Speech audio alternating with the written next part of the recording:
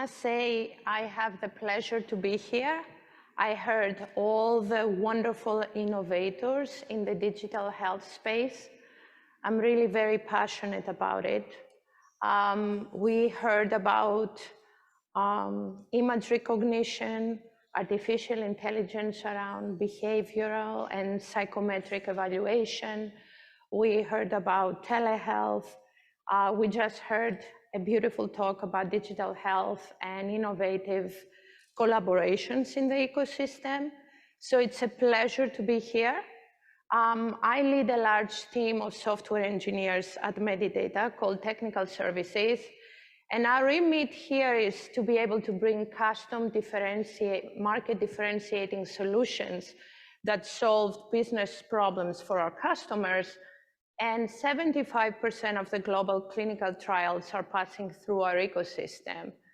At Medidata, we are very passionate, actually, about what we call solving the impossible, which means looking at different therapeutic areas and diseases and try to be able to utilize the data to predict outcomes, as well as bringing automation tools and platforms to our customers.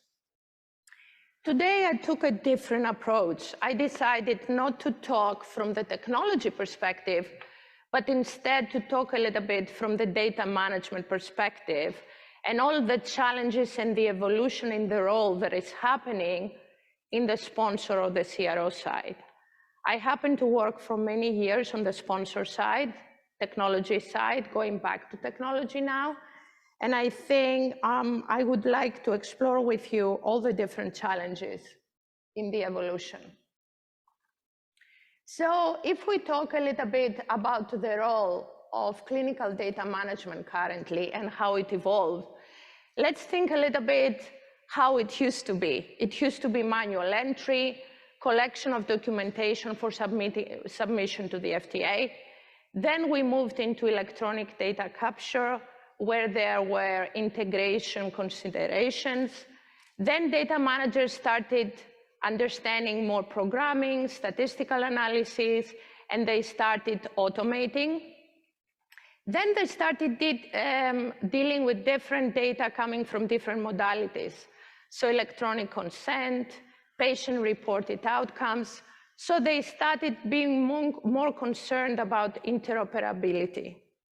Of course, always at the utmost concern, compliance, privacy, and security, and now moving more forward with data-driven insights.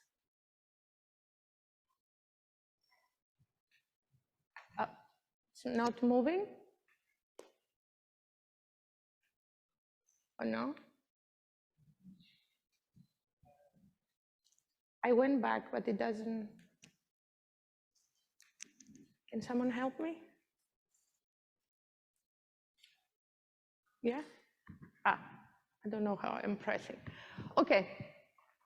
So I put this sigmoid curve here because I wanted to show how the role will evolve between now and 2035.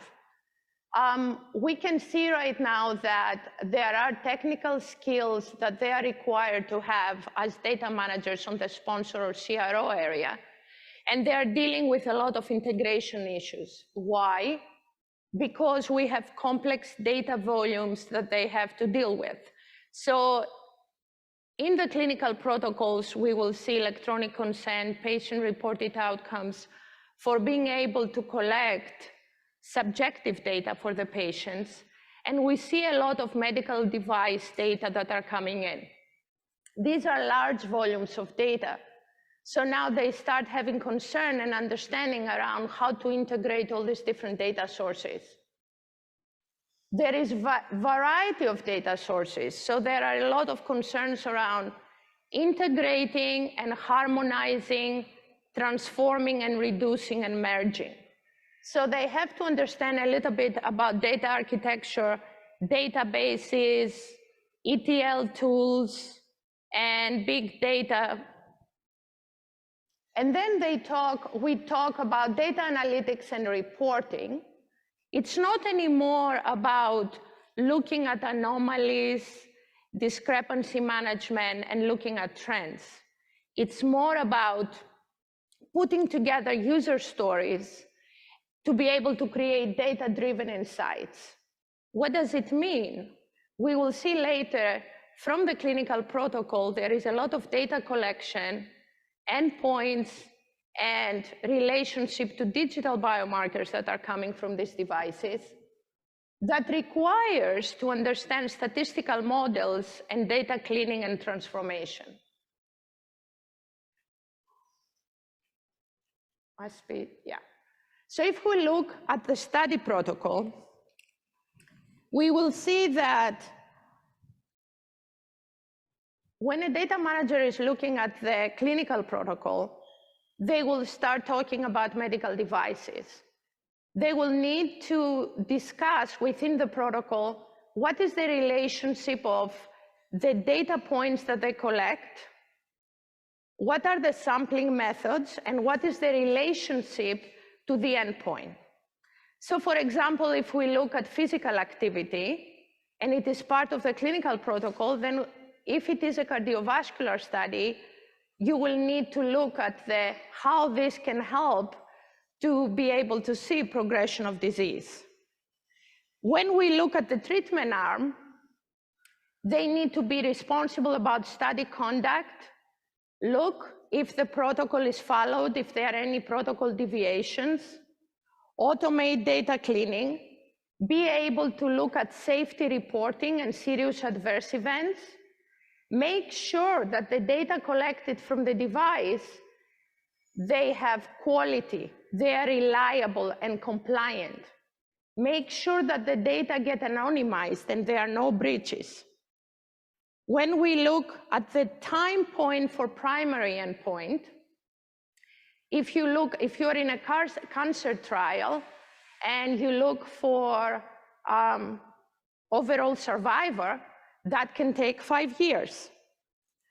We talk about frequency of sampling and the data collected in a trial, and how we can do comparative studies between study arms.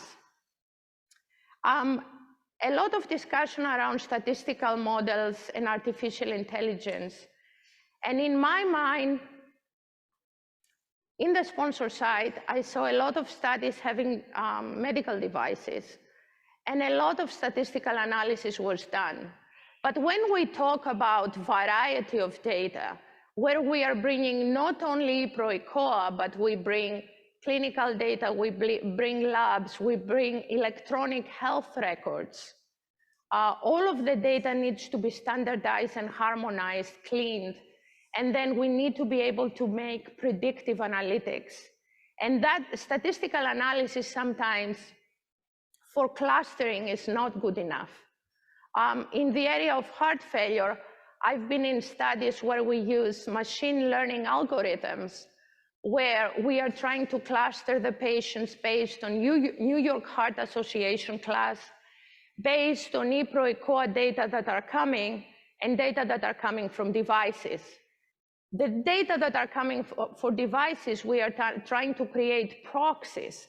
So for example, you might not be able to predict a stroke, but if you are able to create some sort of a proxy digital biomarker that measures fluid respiratory rate, measures accelerometry, sleep, then with the help of ePro-ECOA, you might be able to cluster your patients and see the progression of the disease.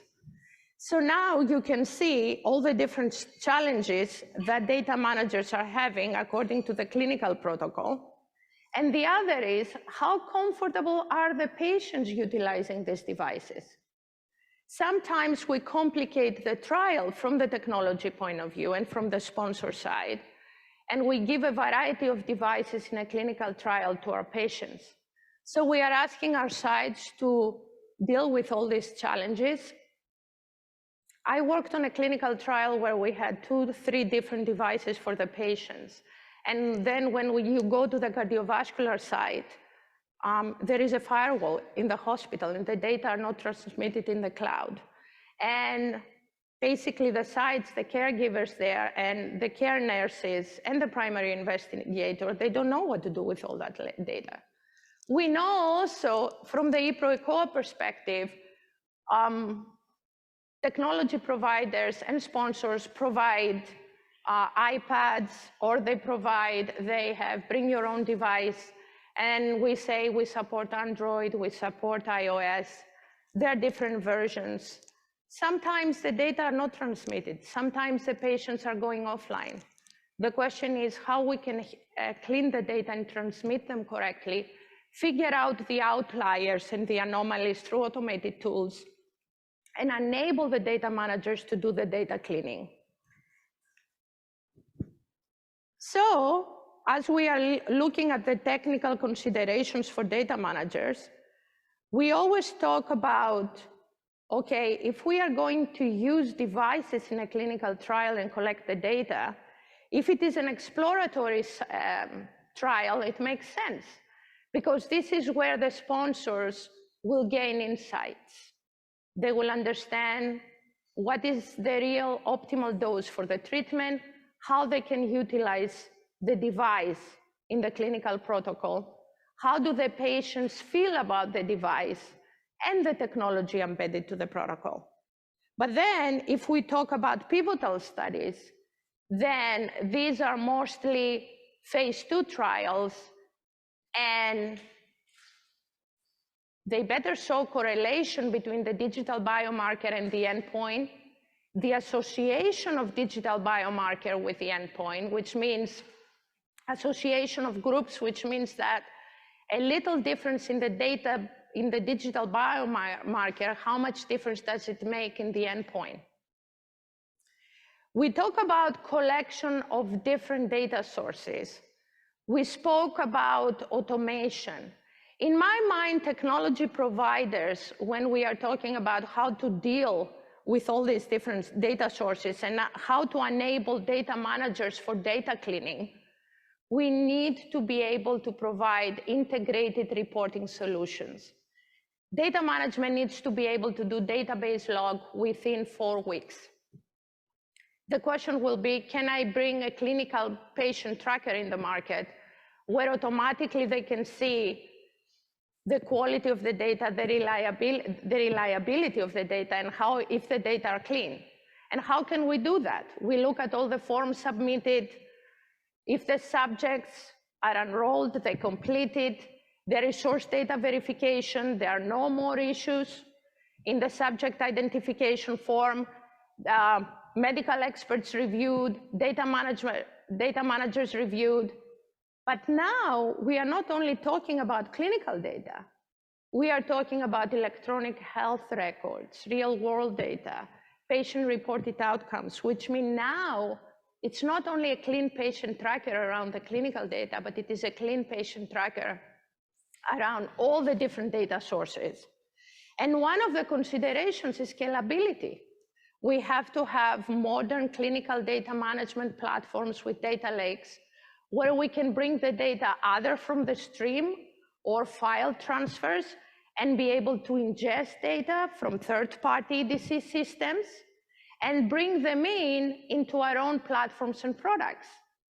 And what data managers are they are looking for different solutions, integrated solutions, such as clinical data management platforms, trial supply management, application interfaces to bring the data in and out, all of that. I don't know what I'm pressing, it doesn't move. Okay, but because we are running out of time, I think, I'm gonna say that I see that the data management role, there are more slides, you can have the slides, I will provide the slides. The data management role is going to evolve a lot. We are moving from them doing data cleaning, looking at quality and compliance and submission to the FDA, to more of an evolved role where they're understanding now different technologies, different databases, different integration methodologies. They understand what it means to have data as a product where we collect, aggregate, analyze, and deploy data-driven insights, which is not a static process, it's a dynamic process, which requires data governance. who is using that data for which purpose and what. And then the data quality is at the most importance.